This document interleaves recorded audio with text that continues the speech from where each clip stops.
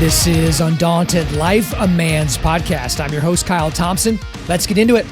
All right, guys, today I've got a special interview for you, and that is with Michelle Black. She is a Gold Star widow, and she became that on October the 4th of 2017 when her husband, a Green Beret, was killed in an ambush by terrorist militants near the Niger-Mali border. So she actually wrote a book called Sacrifice, a Gold Star Widow's Fight for the Truth. So here's some things about this, right? We're releasing this episode on Memorial Day. I know for a lot of us, Memorial Day is just a 3-day weekend. It's barbecues, it's, tank tops, going to the pool and all that's fine and well. But there are a lot of people that are in pain on a day like today. And, every year I encourage you guys, and I do the Murph workout. And so that just kind of brings me back down to the ground level, knowing that there are a lot of people that are hurting on a day like that. And so my encouragement to you from the very beginning is, if you know someone in your life, even if you're not great friends with them, and they've lost someone, a military member, send them a message today. Pause this right now, pull over to the side of the road if you're driving, stop what you're doing at the gym, and just send him a quick message. Hey, brother, I'm thinking about you. Or hey, ma'am, I'm so sorry for the loss of your husband. I just want to tell you that I'm praying for you, okay? But to get to this book, she didn't just write a memoir of a sad Gold Star widow, right? She wrote a book because there was a lot of chicanery, I'll say, going on with what happened with her and her husband's team on the ground in Africa, and some of the things that happened before this mission, some of the things that happened during the ambush and even afterwards. And it is a very interesting thing for me to go through, because I'm so patriotic, but I don't think that America doesn't have sins. And this is not a we're bashing the United States, we're bashing the U.S. military podcast by any stretch of the imagination. This is a story of one woman's fight for the truth as she's trying to figure out exactly what happened the day that her husband died. I think she did it in a very poignant way. I think she did it in a very appropriate way. And she came out loving America, maybe even more so than she did prior to going in. And guys, just to be honest with you, I think I may have even mentioned this whenever I did the interview. This was one of the hardest books I've had to read, and one of the hardest interviews for me to prepare for. As I told you a lot of times, I'm not really overly emotional. I don't really get emotional before, while reading books or even watching movies or something like that. I just don't get sappy with that kind of stuff. I just stopped several times reading this book because I couldn't see the screen anymore because I was wiping tears away. Right? I had to go take a walk around my house or go do something else and come back to the book. Even rereading my notes, just my notes, preparing for this interview with Michelle, I was getting upset, right? And thank you to some of my Foxhole guys that were praying for me to be able to make it through. And I think for the most part, I held it together during this interview. But such an incredible opportunity to look at a woman that is so strong. And there's even some quotes throughout this interview that I read from the book that I can't even believe someone would write these things, because it's just something that you just wouldn't think to see with someone like that. It's not something you would expect to hear from a Gold Star widow who, basically the truth was withheld from her as to what actually happened leading up to her husband's death.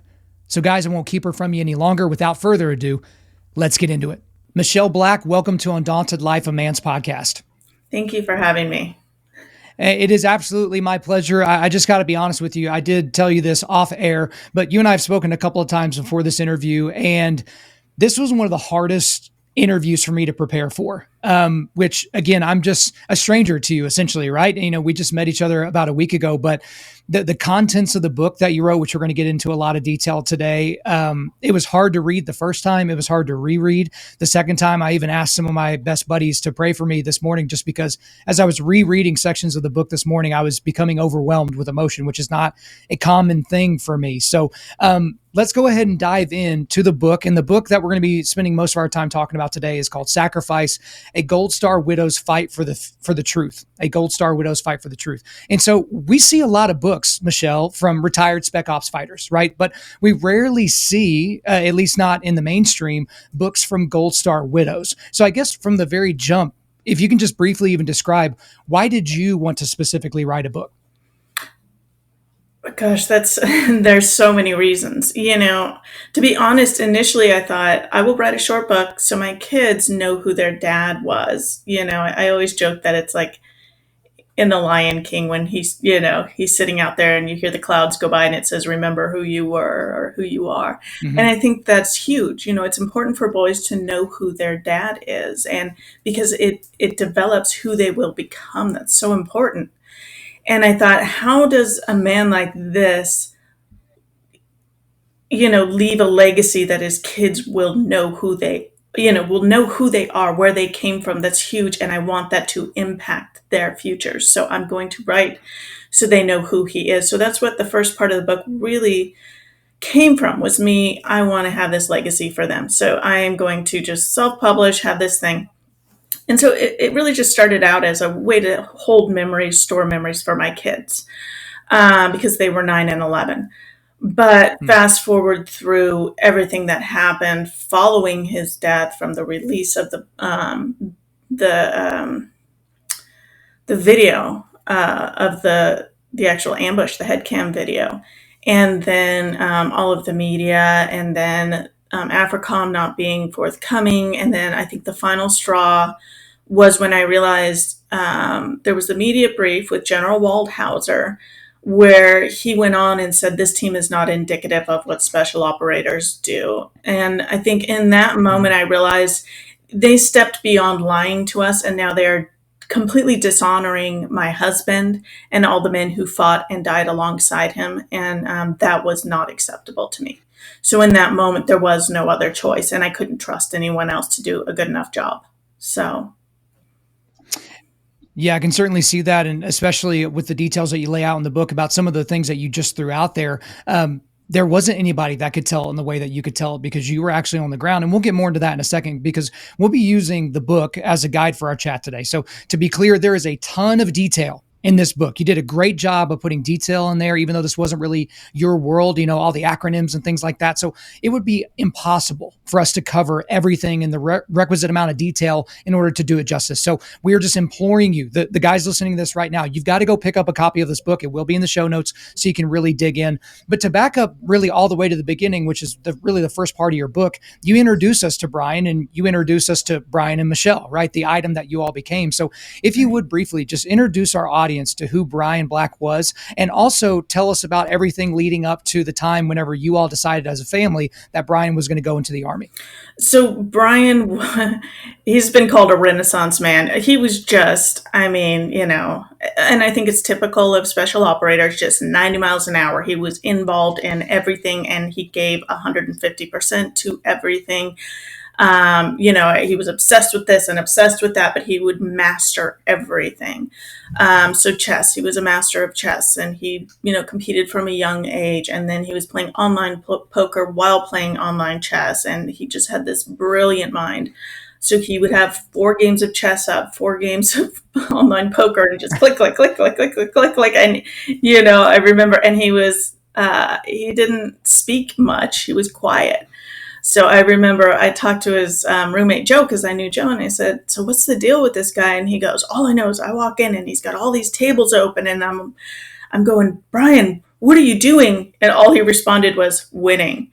And that's it. So he was known for his one-liners, and but he came across, he was so quiet, and he'd been in MMA, and did some cage fighting and jiu-jitsu, and on and on and on. So when I first met him, he was 230 and his neck was big around. And I just thought, this guy looks so just big and dumb. And he knew he looked big and dumb, so he played dumb. And it took me a while to realize this guy's really smart, and everyone thinks he's stupid. So then it just became fun to watch the way he would, interact with people and purposely mess with them. But you wouldn't catch on unless you realized he was smart. So anyway, we actually met in a ski area where we both were after college. And we met at church. And I never dated anybody. And he was dating somebody, I don't know, from work. And he ended up telling her that if I would go out with him, he'd, ditch her, basically.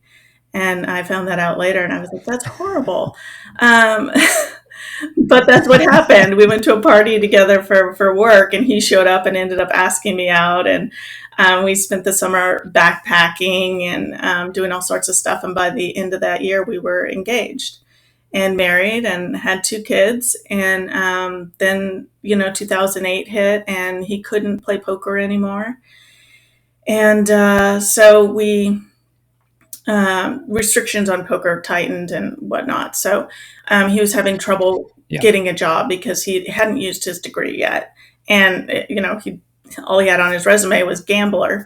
So no one would hire him, but he was overqualified for other jobs. So he's like, well, what about the military? And he'd always wanted to be special forces. And he'd be perfect for it. So I was like, well, yeah, why not? If that's going to make you happy and you've always wanted to do it, then go for it. I'm hanging out raising the kids, and we had one with autism, so I had to be home. So that's what we did. So I guess this is a bit personal, but I know that this is kind of old hat for a lot of military families. Was there ever a conversation in the conversations leading up to him joining the Army, but also while he was in and whenever he was going to get his Green Beret and being a Green Beret and all that, where you had a conversation about him potentially losing his life and what that would look like for you and the boys? We didn't discuss that really. He wrote up a will. There were lots of jokes. Obviously, he wanted us to play Finnegan's Wake, and then he changed it to Furrigan's Wake for his funeral with the cat. And so I just was like, whatever. So he took care of that. But really, I think for us, we always had a strong faith, and we just felt like, whatever happens, happens. Like, this is God's plan. We'll be fine. And if you die, then there you go. You could die driving to work today too. Like, the odds of that are higher. Mm-hmm. So if you're killed overseas, then you're killed overseas. But, Bryan was always an odds guy. So to him, well, the odds of me dying overseas aren't high. So don't worry about it. And I thought, okay, whatever. Like, he's probably right. He's more likely to die driving to work than he is, in Niger, Africa. So, but we also agreed that he had very bad luck. So, yeah. Well, if you're a poker player, you're going to run into bad luck. You will just get cold cards. So I'm sure he was aware of that. But I will say that I kind of forgot, as I was reading the first couple of chapters of your book, I kind of forgot what the book was about because things seemed really good. Like, I was enjoying kind of the love story that you were spinning about you and your husband. But then there is this quote from the end of chapter 2, and I'll go ahead and read it here. Life seemed almost too good, and it scared me a little. I remember thanking God in that moment for allowing me to experience the level of love in my life and marriage, especially after 12 years. Bryan and I went furniture shopping, and for the first time, I picked out a bedroom set that wasn't handed down from someone else or bought secondhand. The bed frame was back ordered, so the set would not arrive until the first week of September, a week after Bryan had deployed. The mattress we had picked out came 3 weeks later. 1 week after our bedroom renovation was complete, Bryan was dead. And basically from the end of chapter 2 on, we're almost living in the misery of what you were kind of experiencing as you were experiencing it. So from your perspective, what was it like for you to kind of have, and we're going to spend a lot more time on this, but what was it like for you to kind of have that realization that everything's great, this is all going well, it's seemingly going too well, and then all of a sudden Bryan's killed? Sometimes I feel like that was almost God preparing me, because the minute he deployed, everything felt off. I mean, from the very first day, I was looking out the window and wondering, am I going to see people in uniforms? It almost felt like, and almost like he was telling me that, like, appreciate this, really appreciate this. I remember following Bryan around the house like I was a kid following their dad, and I just thought, I don't want him to go anywhere without me. And I'd never been that way with him. We were always very, very independent. Like, I always say we didn't need each other. We wanted each other. And that was the biggest compliment.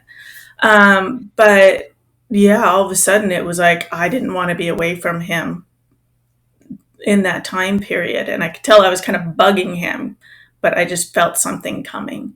And it was a very surreal feeling, almost like something big is going to happen and he's going to be gone. It's almost like that sense of foreboding. And, you mentioned that you felt like God was preparing you, but then I found this quote in chapter 3 of your book, and I thought it was very appropriate to kind of what you were going through. So midday on Wednesday, October the 4th of 2017, I was crossing my bedroom when suddenly I stopped in my tracks. what I can describe only as the Spirit of God suddenly surrounded me. In that moment, I felt overwhelming calm and peace. A small voice whispered to me, "Trust me, everything is going to be all right. You will be okay." I stood there for a moment, contemplating what it meant. The last time something like that had happened to me was the day before my dad died. Remembering that, I was scared out of my mind, so I breathed deep and willed that feeling of peace to wash over me again. And on that day, on October 4th of 2017, that was the day that there was the ambush that claimed the life of not only your husband, but also Jeremiah Johnson, David Johnson, and Dustin Wright. And you had to experience what every military spouse hates to experience. That's looking out the blinds or looking out the front door and seeing that SUV pull up and seeing people get out in their dress blues or whatever their dress uniform is. And of course, you kind of described what it was like whenever they came into the home. And protocol required that they read a statement. They don't really get to free flow about the spouse's death. But going from having that feeling to having those men walk through your front door, can you take us through that a little bit? Yeah, honestly, I already felt like I knew. And I remember hearing the car pull up, and I thought it honestly, it would have been easier if they hadn't knocked and read the statement, because I could have just sat in that surreal feeling of peace and it's going to be okay. But um, the minute those words were read, it was like, I mean, it just felt like you were like each word weighed like a ton, like you're being hit by bricks and they were just knocking you back. So all of a sudden it was just pure shock. I couldn't speak. I couldn't think. I don't even remember crying. I just remember shaking and having them have to help me up the stairs. Them saying, "Can you call someone?" And I just remember thinking, I didn't know, like I couldn't function. And then finally gaining enough ability to realize, okay, I do have friends I can call, and then being not reasonable, like, oh, I told his mom I would call her back, and realizing later I should Mhm. have let the chaplains go to her house, but I felt this responsibility that I promised her I would call her, so I need to call her and tell her that Brian's dead. And then I realized when I had her on the phone, I can't do it. So that it was just, fortunately my kids were asleep, but until those words were said, it's like I could almost pretend that, it would be okay. But the minute they read that statement, that changed it. It wasn't going to be okay. When you spend a lot of time, Michelle, detailing kind of how you were to go through that process, and we'll talk about one specific incident here in just a second, because it was one of the most incredible paragraphs I've ever read in my entire life, regardless of the circumstances. But before we do that, one thing that was interesting, and I felt like this was foreshadowing for the book, and it ended up being foreshadowing, is when you started having guys come around to give you their condolences, specifically the guys that were on the ground that day, you noticed that they were pretty cagey or mum about the mission where your husband was killed. They weren't saying much. Now, at the time, you're dealing with all the craziness that goes with dealing with the death of your husband and a military death at that.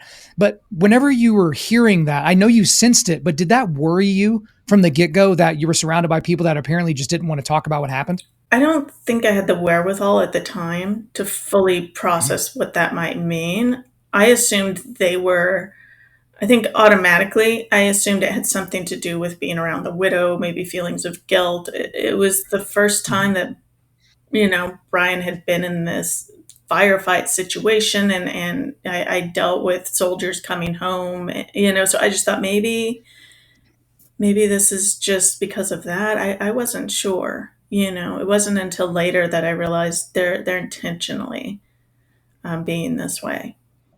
Yeah, as you described later on in the book, they were basically gagged from talking about it, which, in all honesty, it may have probably been the best thing at that exact moment, because we're not sure how you would have been able, or any of the family would have been able to handle the truth of maybe what happened during that time. But I do want to talk about what happened whenever you went to the airport to receive Brian's body. So I want to read a quick section from chapter 4 of your book. With a storm forecasted to move in that day, it was breezy and the air was crisp as we stepped through the door into the bright light of day. I pulled my sweater tight around me as one by one we filed carefully down the metal steps to an area where we would await the plane. We were offered earplugs for the noise. I helped the boys put in theirs, but I declined any for myself. I wanted to feel and hear the impact of everything, just as Bryan had when he died. No comforts, nothing to soften the blow. I needed to stare down this beast, even if it brought me to my knees. And then this part here is just amazing. I repeated in my head the thoughts that had kept me going since the beginning of October. I am heartbroken, but I am not broken. I will face this fury and let every ounce of it hit me full force and dare it to break me. I've heard it said that you marry your equal. If that's true, I'm a beast, a force to be reckoned with. I will do Bryan proud. This is my mantra. I will take deep breaths, hold my children close, and handle things. I will not be another victim of the men who took my husband's life and those of his fellow soldiers. These men were left in a desert without a choice, but I have a choice. My children and I will not be further victims of this tragedy. We will be victors. And so when I read that, I literally had to stop what I was doing. Even now, like it was just overwhelming that you could put yourself in that headspace. But you weren't doing it just for Michelle Black. You were doing it for Ezekiel and Isaac. You were doing it for your boys. You were doing it for the other family members that were there. Hell, you were even doing it for the people working at the airport that were overwhelmed by the situation. But I can't even fathom how you get to that headspace, Michelle. I mean, we constantly talk about on this podcast, being able to push back darkness and equip yourselves to be spiritually, mentally, and physically resilient. All those things. It's great things to say in theory, but you were doing it. Take us through how you could even get to a mindset like that. I think probably I've been through a lot in my life. And so I had to develop that strength early. I was raised by a dad who it was, we are up at 5 a.m., we are working hard. It was work hard, play hard, but it was above and beyond. So, we wanted something done on the house, we'd remodel the house ourselves, including all the kids, helping lay bricks, etc. When me and my sister both developed epilepsy at a young age, my first day of college classes, I walked in and had one. So I had to walk back in the next day with my head held high, and I was a debilitatingly shy kid, raised in a small town with a Mhm. large family. So I was used to being in a pack, and suddenly I was alone. And I just got dropped into that situation. And my dad was like, "You are not coming home. You need to not be a victim. You need to handle this yourself. You're an adult now. I want you to, like, basically, you will not become your own person if you don't learn to handle it." So I was not allowed to come home. So I spent a year just struggling through that on my own. Mhm. So then I committed myself to church and basically becoming very disciplined to make sure that I didn't drink, I didn't stay up late. I made sure to take all my medication. If I take my medication, I do not have seizures. It'll never happen to me again. The last time I had them, I Mhm. was pregnant, so 14 years ago. So if I'm handling everything and I'm very disciplined, everything works out. So I learned to be very disciplined. And as long as I'm disciplined, I can do all the things I loved. I loved snowboarding. I wanted to be up there every day. I wanted to be able to teach kids, to compete, to do everything I wanted. And in order to have that life, I had to be disciplined from the very start. And I lived with girls in college who were disciplined. So it was no TV. We were up at 6 a.m. We were reading our Bibles. Yeah. We were, I'm not as disciplined with that anymore, but I studied the Bible inside and out and could quote it front to back. And I had never gone to church before college. So just developing discipline and having a kid on the spectrum and having to teach him self control, and that your life is a series of choices, and those choices determine who you will become. And so when he was 7 years old, sitting him down and telling him, "This is autism, this is what it looks like. I can only choose for so long." At a certain point, you have to choose, do you want to be like all the kids, or do you want to be like the autistic kid? Because right now, your choices are leading you into behaving like an autistic kid. And so it's that idea of taking responsibility for yourself and taking that power. And yeah, a lot of times you have to pray through it and you really have to be disciplined and work on it. But you have to focus in on what's your end goal. And really, are you a victim or are you not? Sometimes that victim mentality, that's up to you. So I think that's Mhm. what it was for me is, listen, this is terrorism.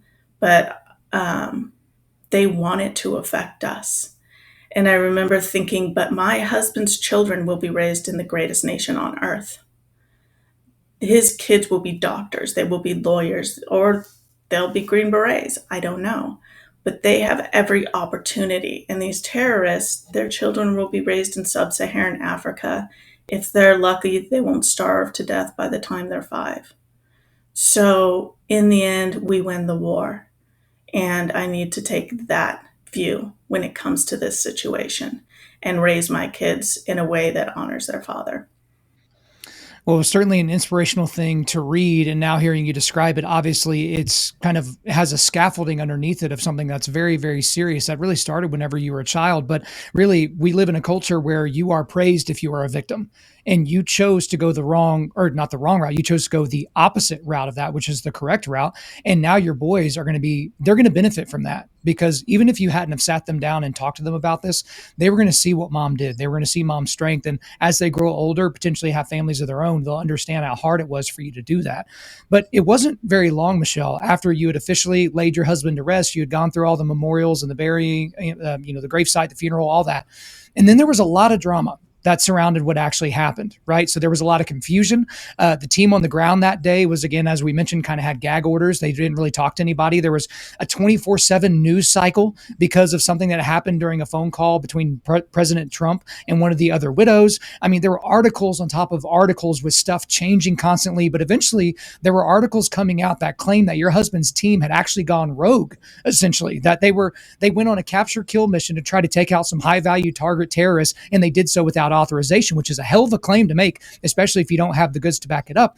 And then there were articles that were coming out claiming essentially that the team was young and dumb and they made a bunch of mistakes and this led to a horrible outcome. So it's like, okay, they were so genius that they could plan this out on their own and go rogue, but they were also so dumb and inexperienced that what could they possibly do with themselves? And then he also mentioned that even General Waldhauser essentially came out saying during the AFRICOM briefing that these men were not good operators, that they did not serve well, that they did not live up to the standard of spec ops and the spec ops community. And so with all that coming out, not long after you bury your husband, what did you think? What was going through your mind when you first started seeing a lot of these narratives coming out? That there was no way. I mean, my husband was as disciplined. He was more disciplined than I have ever been. So the fact that he would go rogue is beyond laughable. The fact that a new captain could come in and somehow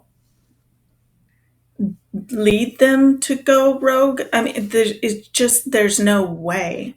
There is absolutely no way. That there was a core group of guys on the team already that I was aware of, that my husband, they were tight knit and they were all very experienced. They were leaders. They were all very intelligent. And it just, for this new captain to come in and mislead them, that was not possible. So for me, it was frustrating. And I thought, there is no way this is possible. I also saw basic facts, like really simple facts about my husband or other team members that the media would put in their reports that were wrong.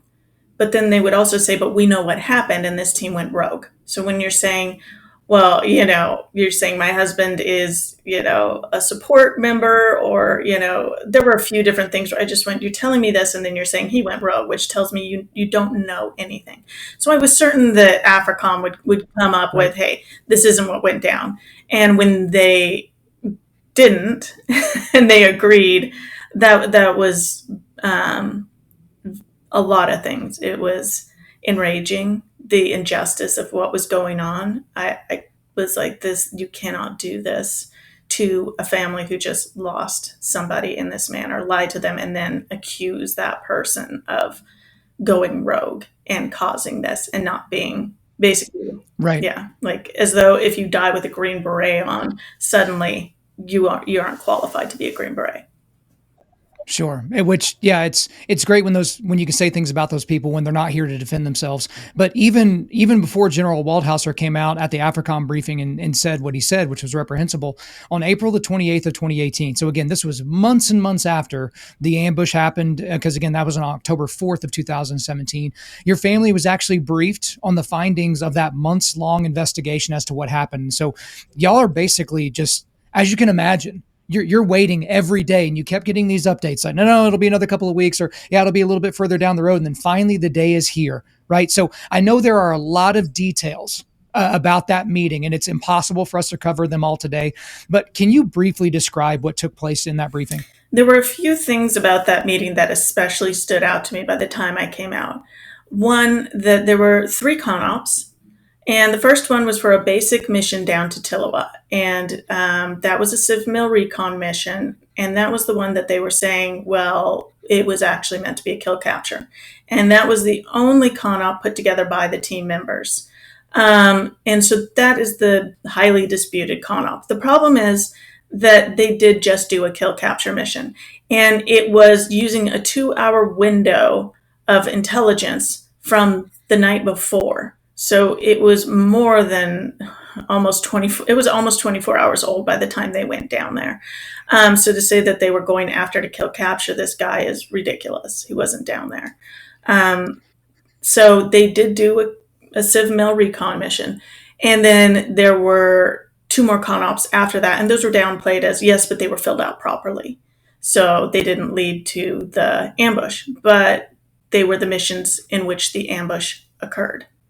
They also told us that there was, we questioned them about that extensively. And basically, in the end, it was like, well, they weren't intentionally misleading, but you need to trust us. There's something very wrong with the CONOPs. Just believe us, was kind of what it was left on. And I was getting they were not happy with me questioning them about it as much as I was.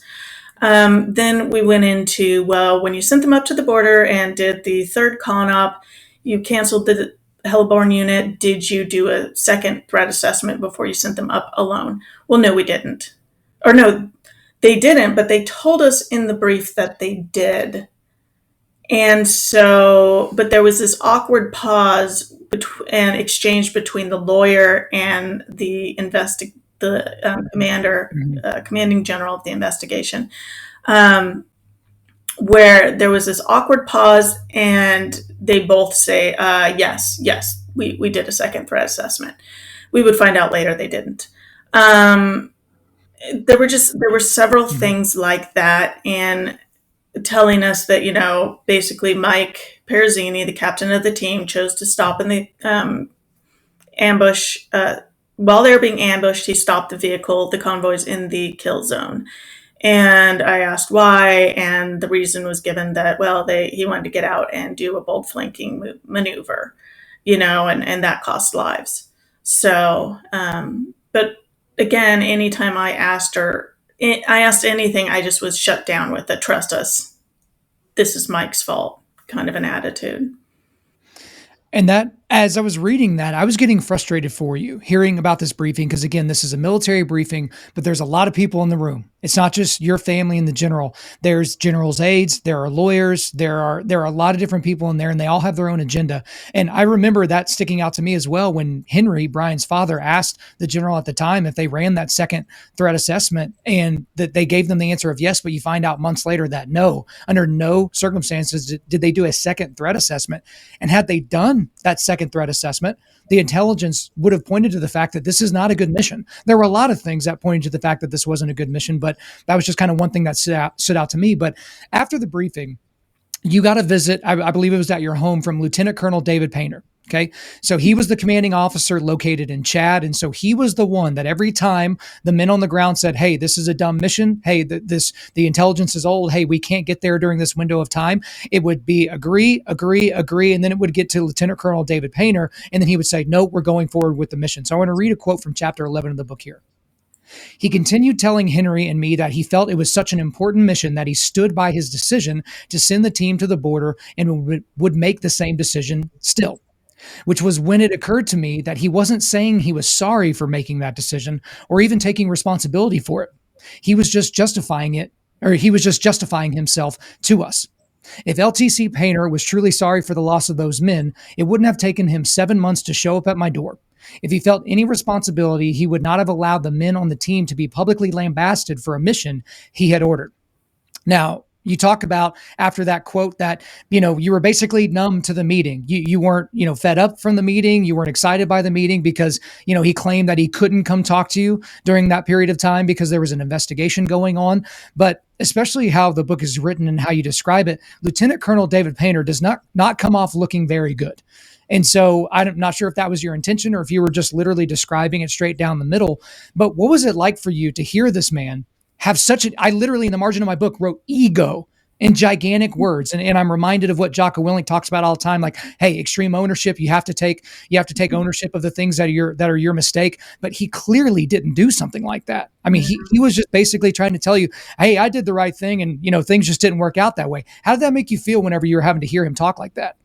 Honestly, it was hard to write. So you asked if this was how it happened or if this was how I wrote it. I honestly felt horrible writing the truth because he's a very likable person. And when I first met him, I thought, I like this guy. He's so nice.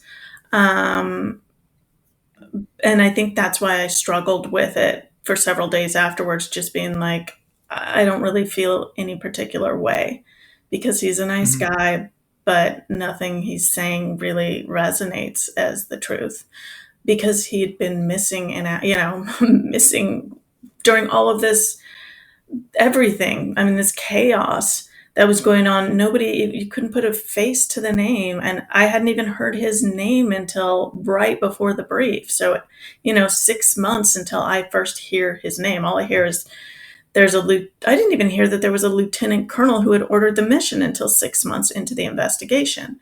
And yet I'd heard the guys' names who were on the ground all over the news from the very first day. And so for me, it just didn't match up. So I wrote it exactly how it happened. I mean, he just was non-existent until that day to me. And I think that just kind of shocked me and it went, yeah, I think I say in there somewhere like, you know, this was his mission, but he didn't own it. He expected everyone else Mhm. to own it for him. And so, yeah, he didn't strike me as someone who had an ego, but I don't see how you don't have one if that's how you behave, because you're putting yourself above and your career above people who have died and above their families who Right. lost so much more than, a promotion. And that's what it reeked of to me as I was reading through and kind of seeing, because we all know that that's not something that's special to the military. Anyone is willing to self preserve, right? We're just willing to say what we have to say and do what we have to do to get to that next rung in the ladder, whether it's the corporate ladder, the military ladder, what have you. But man, like he really came off looking like the villain. So I'm actually glad to hear you say that. It was hard for you to write that because you didn't seem to have any personal animus towards him. But I mean, eventually for you, Michelle, the inconsistencies and the problems with the official story were just too much, right? So you actually made the decision, a fairly bold decision, frankly, to interview all of the surviving members of Operational Detachment Alpha ODA 3212. That was your husband's team. Why? Well, it was General Waldhauser, honestly, that prompted it. When he got on national TV and he said, this team is not indicative of basically all special operators on the continent are performing optimally, but this Mhm. team is not indicative of what they do. So he managed to just completely destroy and dishonor my husband and all the men who fought and died alongside him. And to me, that was a level of injustice that I was like, this cannot be, this is not acceptable. I'm not going to stand for this. So I didn't feel it was right for the families. It wasn't fair to the men who had survived and made it back. And it obviously to dishonor men who gave their lives fighting overseas for our country under somebody else's orders, you don't do that. That is never okay. So I felt like I had no other choice. To me, it wasn't a decision. It was, it's just an ingrained thing. Of course, this is what I do, and I can't trust anybody else to do it right. So I need to do it because the media had it for 6 months. Right. And so just to kind of get into your brain space, was that a cathartic experience for you talking to all the members of the team? Did it make things tougher to hear it? Or were you just on such a, unilateral truth seeking mission that it didn't really matter the emotions you felt? Yeah, I think that's more what it was. It didn't matter what I felt. It was, I will Okay. just, like, I don't know if I'm OCD or what, but like the minute I had that set in my mind that this is my goal, it was like in 2 years' time, 2 years from the death, I'm going to have a publisher. We're going to get the truth out there. You see, everybody wants to hear these stories about, like I was thinking like Lone Survivor and the Chris Kyle thing and all of this. So I thought, okay, the world wants to hear it, so let's tell them the true Mhm. story behind this one. So we have the story, but then let's also, like, hopefully bring justice back to this situation. And then I realized at the same time I can hopefully also bridge the gap. So if I get non-military, so I get all the civilians reading it, maybe I can bridge that gap between civilian and military, where they see why it matters, why the sacrifice matters, Mhm. how it affects the family, and also get that cool, on the ground story in there and bring justice. So it was kind of this whole complete picture. And that's why it feels more like two stories in one, and it's because it really was. And I was told a lot, you cannot do this. You cannot put these two stories together. And I was like, but you have to, because this Mhm. is the reality. Of course. Um, but yeah, after that, I think I was so driven to do it justice. I didn't care if it hurt. I didn't care if it killed me. I didn't care if I never slept again. It was, I had to do it, something I had to do. And I think, um, I was doing it for a lot of reasons. I was doing it for my husband and his family. I felt like I needed to do it for them. I felt like I needed to do it for the guys who were being blamed. I didn't feel that was acceptable, and it does. It's happened before, and it'll happen again. And I thought this happens, and it shouldn't happen. So I felt like I was the only person who could get away with doing what I wanted to do. I just had to get them to agree, and that was kind of the tricky part, because Green Berets are known for their silence. Mm. Um, so I was hoping they would be willing to, because of my husband and their relationship. And they certainly were. And they kind of, tucked away the quiet professional mantra for a little bit so that they could open up to you about what happened. And I mean, I agree with you. You have to tell both of those stories. And that was one of the reasons why we connected before I even brought you on, is because I didn't know what your angle was, because I hadn't read the book yet. I didn't know that you were on this tremendous truth quest. I was like, is this just a gold star spouse that has an axe to grind or something like that? But you even told me something off air that I asked you, what if your kids wanted to go into the military? What if your boys wanted to go in the military? And you almost cut me off because you were so excited at the potential that they might do that. Like, you would be supportive of that. So I certainly think that you hit the mark that you were seeking to hit. But in section 3 of your book, Michelle, you go into extreme detail as to what happened on the ground that day, but also in the days preceding October 4th of 2017. It's well over 100 pages of detail. So we couldn't possibly cover everything here on the show. So guys, everyone listening to this, seriously, you have to go get this book so you can grasp the entire picture, from ground level, because what we're going to be doing is we're going to be looking at this from 30,000 feet. So, if you could briefly describe the mission confusion prior to all of this going down, because there was not really a clear picture as to what the objective was and what these men were supposed to be doing and what the intelligence was saying or any of those things. So, what was the mission confusion? So initially, they were called up and they said, "Hey, we've got a 2 hour window. We want you to go down to Tillowa, this little town. We have a 2 hour, some intelligence coming in that this guy is going to be in Tillowa for 2 hours. We want you to go down, check it out." Well, it's a 4 hour drive. And by the time they pack up the vehicles and et cetera, they're like, we're going to miss that 2 hour window. And it was like, well, we still want you going down. So they pack up the cars. Then they get a call back. Hey, no, we want you guys to go down tomorrow. We're going to send a special team from, Niamey, and they're going to drive down there. And at 6 in the morning, you guys are going to leave to Tillowa, and then you're going to go check it out. So then they have to redo their con-op and repack their trucks and do everything. Then they get up the next morning, still running off this 2 hour window from the night before, and they shoot down. Of course, they find nothing. They send the Nigerians in to just kind of check around town, and then they go and do a little KLE with the local military guy there. And then they turn around and they're headed home. So the mission's complete. They're good, and they're going to go back to Wallam. So con up 1, complete, good, successful. They're on their way back. They get stopped about an hour, I want to say, hour and a half outside their base with a radio call from headquarters saying, okay, we've now gotten another piece of intel using same single source, reporting, and we want you to now go up to the border by yourselves. And we're talking about an 8-vehicle convoy, no roads, heading up towards the Mali border, which is just rife with terrorist activity. And we're not allowed to cross into the border, and they think there's a campsite up there, and they want to send this team north and somehow create a blocking position, even though they're coming from the south, and they have to block them from fleeing north into Mali. And so the team says, hey, listen, we can't do that with these trucks. It doesn't make sense. We're going after guys on motorcycles. We can barely move 5 miles an hour through the sand in the dark with our nods.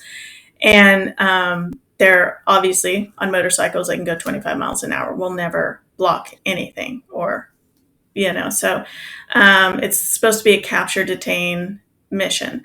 So then they say, okay, let us look and see what we can do. They bring in a heliborne unit from Arlet. So Arlet's going to fly in. And now because it's a multi-team raid, they're going to involve Lieutenant Colonel Painter, who's out of Chad, so he can coordinate everything. And the trucks are sent just driving while con-ops are made back at headquarters, and Arlet is coming in. And by the time all the VTCs and everything take place, there's a windstorm that's coming through, a sandstorm. And so by then it's, 11 o'clock at night, and the trucks are sitting out near the Mali border alone, and they've been traveling for probably 10 hours to get up there. And the heliborne unit goes wheels up, and they're turned around due to weather. So at that time, the team members request to return to base, and that request is denied. And they are sent to do the mission on their own, but they still have a significant distance to cover. And they're supposed to go up near the Mali border before sunrise to surprise, whoever and the terrorists, and basically check out the campsite and exploit it, destroy whatever they find, and maybe even, find the terrorists, capture, detain, which none of this they're in country to do, and they're not trained for, and they haven't run any rehearsals because it's all, these last minute missions. So all, very short suspense missions. And in the end, the interesting thing is this is what they are punished for, is not running rehearsals, ironically. So then they are sent up there, and they arrive after light because they're moving so slow. And now they haven't slept in 2 days. They're with a large Nigerian unit who, they're young. They've hardly been trained because the team has just gotten in country and has just started working with them. And so they're not functioning well. The Nigerians are out of food. They're out of water. So they start heading back after they complete this portion of the mission, and they have to stop in Tongo Tongo to get water and to get food so that the Nigerians can make it back. And as they leave, they are ambushed. And as they're being ambushed, the Nigerian trucks that are in the lead panic and back into the American trucks, stopping the entire convoy. One of them tries to whip around the whole group and then sideswipes the same American vehicle and traps everybody in on the road, and no one can move. So essentially everyone is stuck. They get out, they start, at first it's just a small group. And then their interpreter, worst of all, gets out with his radio and takes off. And they never see him again. And then Mike Perzini does a bold flanking maneuver so he can say, hey, I'll go out, I'll assess the enemy, take these few guys down, and then we can get on our way, because they thought, hey, there's maybe 5-6 guys at this point. What he realizes when he gets out there is a flood of militants coming in. and they're well trained, and they are starting to outmaneuver them. And so they have to get out of there. So Mike runs back, they get all the trucks moved, and they start rolling out of there. And my husband's vehicle, from everything I've learned, they stay behind, kind of create a blocking position to get everybody out. And as they finally start to get themselves out, my husband is killed. The other three men are killed, and then they get to their second position. Everybody who managed to get out, and they are overrun and have to turn back, and it just becomes they're completely overrun. They have to leave their trucks. Their trucks get buried in the mud, and they have to run and hide in the forested area. And now they're afraid to go back to the village because they have seen several guys from the village actually out with the fighters. So they know it's a hostile village. And so they are hiding in basically a clump of bushes and sand. And they are hunted for about an hour before any help comes. And eventually they were rescued, but I think there were 5 hours of miscommunication before they were rescued. Yeah, it was essentially a cluster. In every way a cluster could be a cluster leading up to the mission, because obviously there was the long list of issues as they were heading out to the Mali Niger border, and then also the issues when they were in Tongo Tongo, that village, and where essentially there's pretty good evidence, and not just circumstantial evidence, that the village chief was actually in on the ambush. He actually delayed the team from leaving Tongo Tongo, like with all these ridiculous delays, which probably helped set up the ambush and a lot of things. And the thing that was crazy about it, and again, guys, you in just a few minutes gave us a really good overview, but again, there are just over 100 pages of details as to kind of what exactly happened to kind of give us a good idea. But I do want to kind of talk about the fact that there was actual helmet cam footage that you mentioned earlier that came out kind of showing this attack. And this was something that was put out there on the news. It was basically major news in the United States and the entire Western world doing the bidding of ISIS by showing this video, because people that are ripe to be radicalized are going to watch a video like this and think this is awesome. But there seems to be that your kids actually were watching this video, or were able to watch this video. I don't know if you have watched it. I think in the book you said how you weren't going to watch it. You didn't have any interest in watching it. But what was it like for you, just being a mother of two sons and that have to go to school and deal with normal bullying at school and things like that, to know that there's video out there of their father's last moments? It was obviously terrifying, and I was irate. I actually wrote a letter to President Trump, which I happened to have the email for his military aide. So I sent him an email that ended up getting picked up and read before the National Security Council, and or was it the Joint Chiefs of Staff? I forget. I'd have to find the email that he sent back to me. But and Mattis grabbed it, and I guess he was really upset. But it basically outlined like, hey, we are like, when did it become okay to allow the media to sit here and promote terrorists? And terrorize our own people and show, the bodies of soldiers, etc. So, I felt like we'd become basically prisoners in our own home. Yeah, I mean, essentially, I can't imagine what that would be like for you, because, I mean, I know just a lot of people are curious. So even if it's beheading videos or ISIS videos and them doing these atrocities, people are just interested to see what's going on for a lot of myriad of different reasons. But I just couldn't believe, because I don't remember at the time, because, there were a lot of other things going on in 2017. I'm sure Trump said something mean on Twitter, so the media wasn't going to focus on that. But the fact that this video was circulating out there before the investigation was even done, I thought was so, because it's just like if you show someone a video of something that happened and they're about to be on the jury for something else, like that's going to kind of, give them a little bit of an idea. It's going to push them in a certain direction as to kind of what happened. And we simply didn't know. We simply didn't know what had happened. So I thought that was crazy as well. But the aftermath of not only the video and the first report was that there was another investigation. There was another family briefing. And I use the term investigation very lightly, because it was like AFRICOM investigating AFRICOM, and weird AFRICOM didn't find that they made any mistakes. It's so incredible. I can't believe that actually happened. But no new information was gathered. right? They essentially Right. did a second briefing where they were reading even further truncated notes of the initial briefing that you got. But all of it could be boiled down basically to one thing, and that's that Captain Perazini was essentially thrown under the bus. And so Right. I thought that was a great quote from chapter 22 of your book. I'll read it here. When I think through the entire process, from losing my husband to wanting the truth, I always find myself coming back to one thought. Things happen in war. People die, unexpected attacks and ambushes occur, and there are failures along the way. But we must learn from those failures. It wasn't the families wanting punishment that led us here, it was the families wanting truth. It felt to many of us, though, that Sorry, I'll read that part over.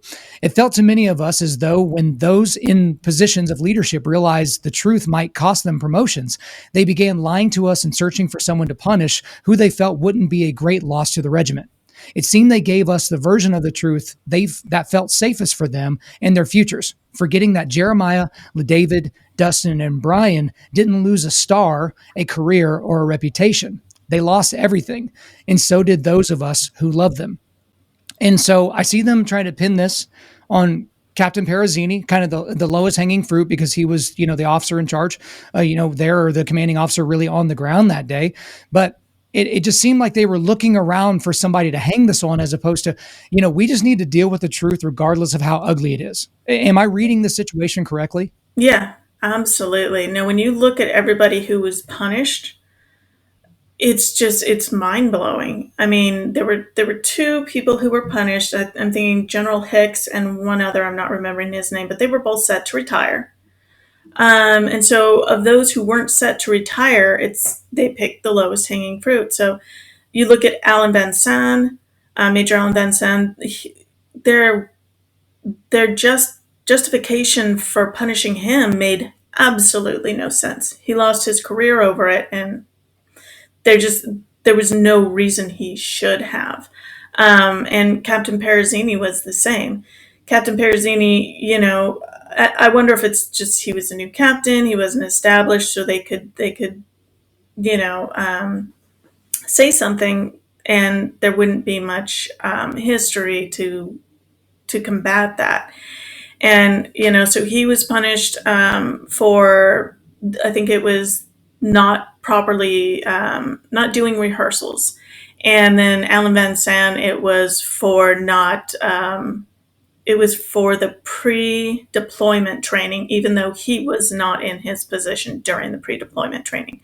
So both of those, when you really look at the justification for the punishments, there just is no justification for the punishments. I mean, short suspense mission. How do you punish somebody on a short suspense mission for not doing pre-mission rehearsals? And how do you punish somebody for pre-deployment training when they were not in their position during pre-deployment training? But they did.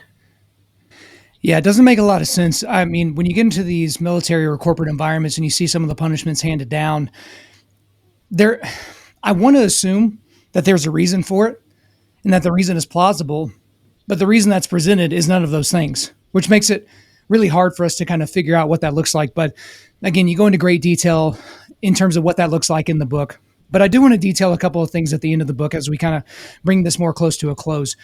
You were in a grocery store and you were there. I think it was Memorial Day weekend. And the gal basically asked you as she's checking you out, are you doing anything fun for Memorial Day?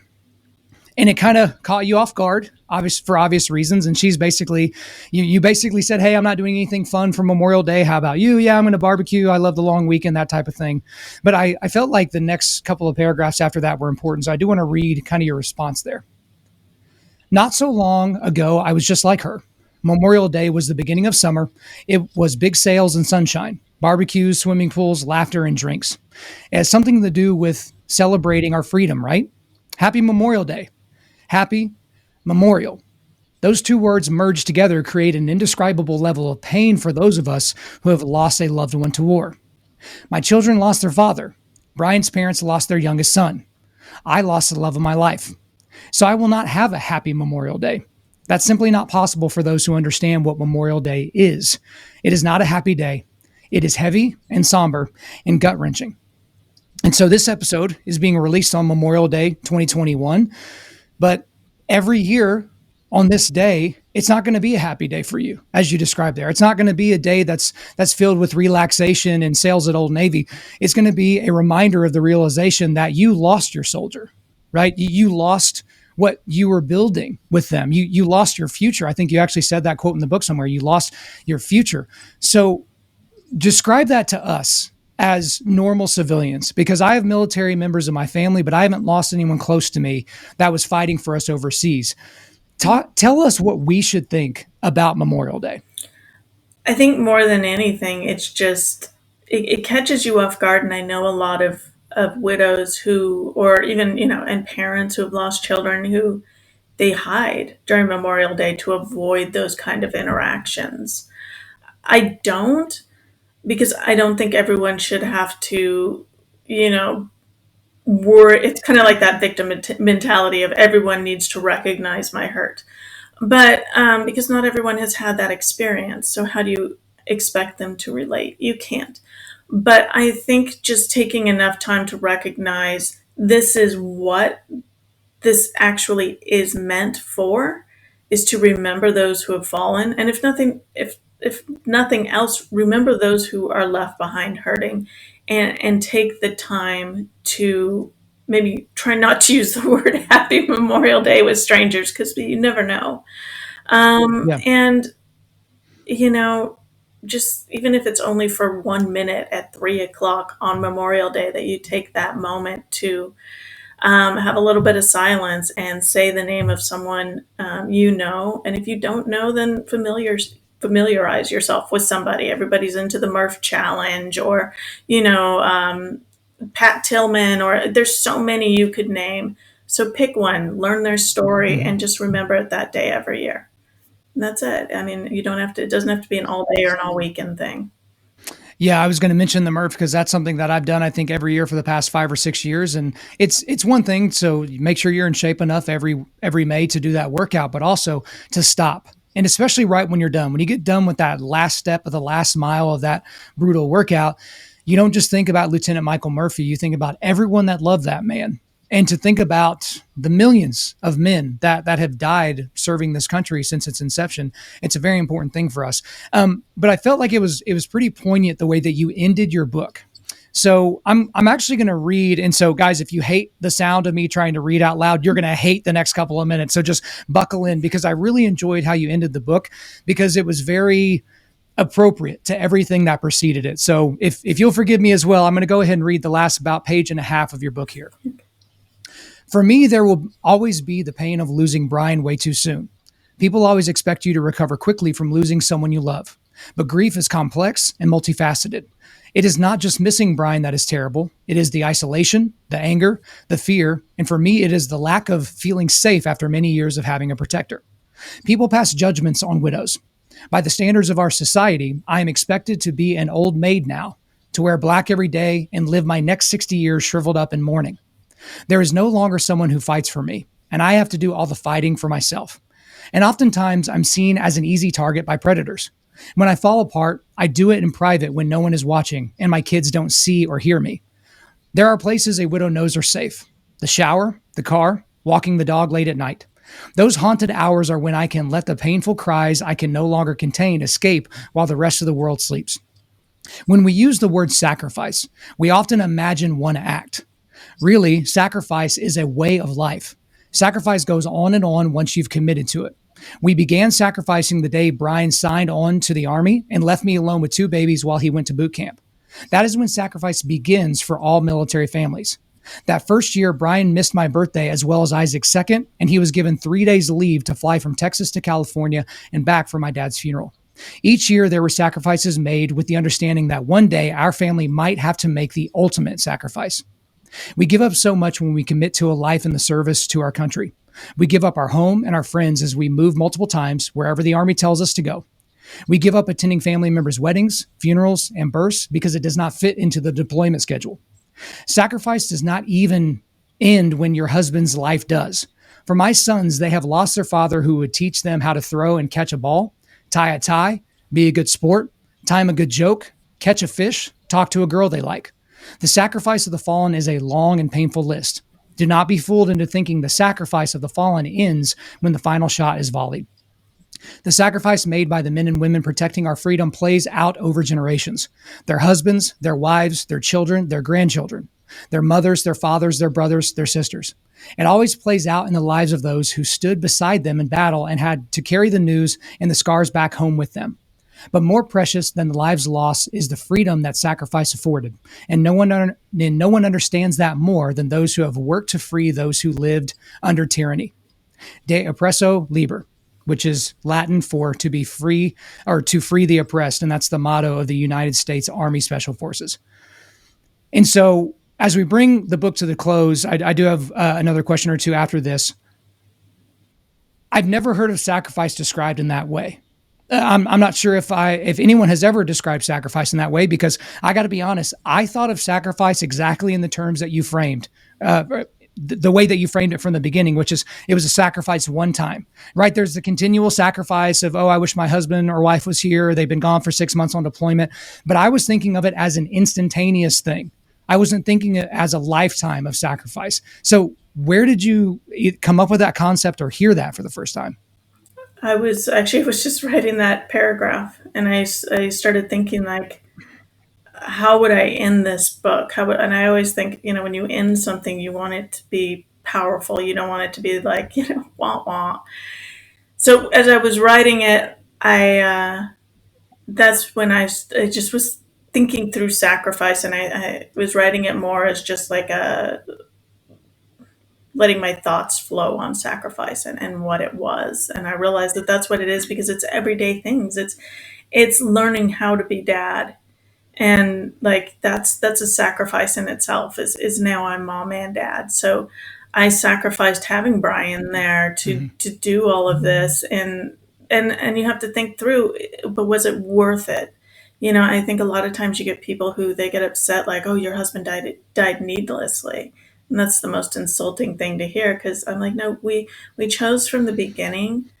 And what I believe in the mission, I believe in what he was doing. I think it's great that we're in places like Niger, where they need us there to help train their troops to prevent, the spread of terrorism. And why do we as Americans get to live safely in our homes and then say that people in Africa don't deserve the same thing? And because it might cost my husband his life. I think what we're doing over there, partnering with their nations, I think that's awesome, and very necessary. So, but it is costly, and it is more than a one time thing. It's every day. And I don't think I ever realized that until I'm here with my kids and I'm dealing with things where they're teenagers now, and it's like, okay, I have to figure out how to fish because you want to go fishing. I have to figure out how to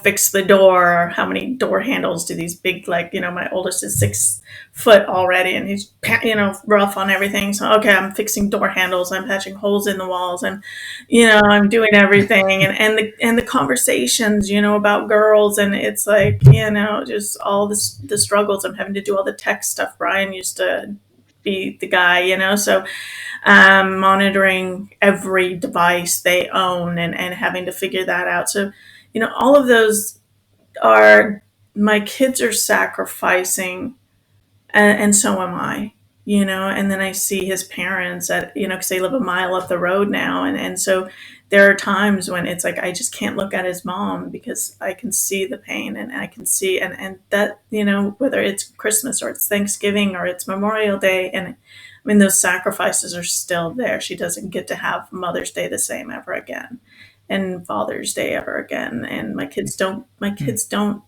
have the Father's Day concept either, because my dad's dead and their dad's dead. And so fortunately we do have Bryan's dad, but I feel like this fleeting thing where, there's just so much, donuts with dad, and the things that you're like, but mom's gonna show up again. Mm. So, those are all sacrifices. But in the end, is it worth it? And yes, because there are people in nations where we serve where the majority of kids are orphans. because of the terrorism that exists there. And if we're helping that and it costs us a little, then okay, I'm okay with that. Um, I'm certainly taken aback that you would describe it that way, and I mean that in the most positive way possible, because that will always be a reminder to me. The thing that I will take away from the book Sacrifice is that concept that you ended with, right? Because there is that continual sacrifice, and also for me, growing up near Fort Sill in Oklahoma, the largest Army artillery base, or at least it was at the time that I was living there, and being around some people that lost their husbands overseas, and seeing the pain of those people. Like, they don't need their lawn mowed once, right? That might make you feel good to just take your mower over there and take care of it. These are people that continually need our prayers. They continually need our help. And it goes far beyond what the VA can do or what the federal government can do. It's what you can do as a community. But where I want to end the interview today, Michelle, is way back in chapter 3, right? I feel like we've been talking forever. It's only been a little over an hour, but way back in chapter 3 of your book, you describe, what you and your father-in-law were going through whenever you told your sons Ezekiel and Isaac about their father's death, right? So you did a very strategically good thing, in my opinion, to not do that in the home, because you didn't want the home to be a place of pain. You wanted it to be more so a place of respite. So you did it, I think, at a playground somewhere. But I want to read this paragraph that you wrote in chapter 3. They say that time heals all wounds, but some scars are everlasting. Even in the moment, I knew that this would be one of those ugly scars seared forever on our souls. Breathe, I told myself. Just take a deep breath and trust He who makes all things new. Remember, He can work all things for the good of those who love Him and are called according to His good purpose. I repeated this in my head as I stood by the slide. Those promises were all I had left that day, the only hope I could cling to that offered some glimmer of light in such a dark place. So, Michelle, there are many people that would consider themselves to be, atheists or agnostics or humanists or something like that, who would look at your situation and say, yeah, your husband died in vain. He died for nothing. Or how could there possibly be any good that could come from a situation like this? These kids, they don't have a father anymore. They lost their dad. How is that a positive? So I guess for me, the simple but hard question I have for you is, have you seen how God has worked all things for good in this situation yet? Have you seen Him make all things new yet? Yes. Yeah. I always tell my kids that, life is hard. It's so hard, but it's good. And so is God. We weren't promised a perfect life, a long life. We weren't promised any of this, but we were promised, that God would always be with us, and He would give us what we needed, and He would give us peace, and He would give us hope. And, I do feel like, it's funny. I was just the stay-at-home mom taking care of my kids, and he died, and it was this panic of, how do I make money? How do I. But I feel like no matter what, there's always a plan.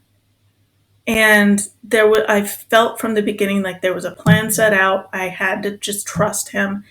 And as I've gone forward, with writing this book and seeing myself hit these goals that I never thought was possible, it's incredible to go from, like I said, being a stay-at-home wife to suddenly having a book that everyone told me I couldn't write be launched out of a publisher like Putnam, and be interviewing and, doing all of these things that, at the beginning of my life, I didn't see possible, being, a debilitatingly shy kid who couldn't even look people in the eye, let alone speak to them. I couldn't order at restaurants. God always has a plan for everyone. And we just have to trust that, even, whether it's death or, whatever, like everyone dies. I could die tomorrow, but, you just have to keep in mind, like, I don't deserve to have everything I demand that I deserve. Life is a gift given to us, and I'll just take Mm-hmm. whatever I happen to get, and I'll deal with the pain when it comes. Well, I can certainly appreciate that sentiment. And I just thank you so much for not only the time today, going into all the detail and answering my questions and enduring me reading out loud and all those things, but even just for your continued sacrifice, for the continued sacrifice of your household and your extended household, because I know this isn't easy. And I know Memorial Day, the day this is being released on, is not an easy day for you. So just know that I will certainly be praying for you. The Thompsons will be praying for you. But that is all for me for now. Is there anything else you want to get off your chest? I think I talked a lot more than I normally do, so I think I got it all off my chest. Thank you for having me on, though, Kyle. I really appreciate it, and I appreciate you, reading the book so thoroughly. And really, this is a great interview. I appreciate it. That is part of the job. And you don't seem crushingly shy to me, so that worked out pretty well for the interview. But Michelle Black, thanks for coming on Undaunted.Life, a man's podcast. All right. Thank you so much.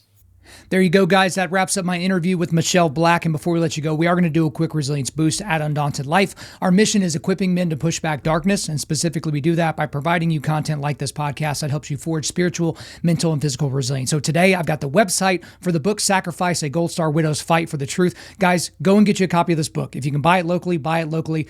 You've got to dig into the detail. We just didn't have enough time, and we just didn't have the bandwidth. We could have spent 8 hours talking and have not gotten into the real detail as to what happened. It is worth your time. And so for me, I'm not going to do the normal outro today, where I kind of give you the commercial. Here's all the places you can follow us. Here's all the things you can do. Not the music on the outro, because I want to make sure that we can honor the memory of 4 Americans that were killed on October the 4th of 2017. Okay.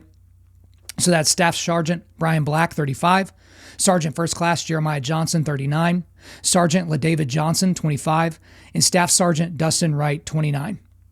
Also to the rest of the men and women that we've lost in warfare.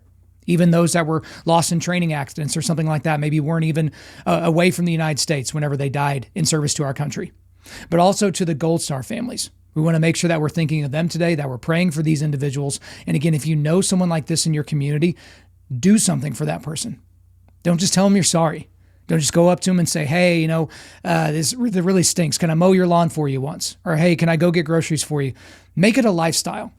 Because they are having to live, as she talked about in the interview, a lifestyle of sacrifice that they didn't get to choose. They didn't get a choice in that, right? So you can do your part. Don't just say you're thinking about them. Make it happen. Whatever the it is, make it happen for these people. Help them in whatever way that you know and you can figure out to help these people. And so, guys, we're just going to end today with the playing of the song Taps. And again, think of those that have fallen and the ones that they left behind.